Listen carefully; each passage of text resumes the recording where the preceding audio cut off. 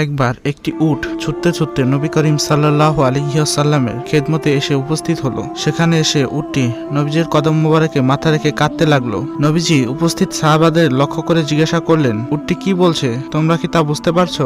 সাহাবাগণ বললেন, ইয়া রাসূলুল্লাহ, এই বাঘহীন প্রাণীর ভাষা আমরা কেমনে বুঝবো? নবী করিম সাল্লাল্লাহু আলাইহি ওয়াসাল্লাম তখন বললেন, উটটি বলছে, যৌবনে যখন আমার দেহে শক্তি ছিল তখন আমার মনিব আমাকে দিয়ে কাজ আদায় করেছে। আজ আমি বৃদ্ধ হয়ে গেছি, দেহে আগের সেই পরিশ্রম করার মতো সামর্থ্য নেই, তাই মনিব আমাকে জবাই করতে যাচ্ছে। ইয়া রাসূলুল্লাহ, আপনি আমার জীবনকে রক্ষা করুন। নবীজি উটের মালিককে বললেন, উট তোমার বিরুদ্ধে অভিযোগ করেছে। উটের মালিক বললেন, ইয়া রাসূলুল্লাহ, আপনার নির্দেশ পালন করার জন্য আমি প্রস্তুত রয়েছি। নবীজি বললেন, উটটিকে তুমি মুক্ত করে দাও। ফলে সাহাবী উটটিকে ছেড়ে দিলেন। একবার একটি উট ছুটতে ছুটতে নবী করিম সাল্লাল্লাহু আলাইহি ওয়াসাল্লামের খেদমতে এসে উপস্থিত হলো। সেখানে এসে উটটি নবীজির কদম মোবারকে মাথা রেখে কাঁদতে লাগলো। নবী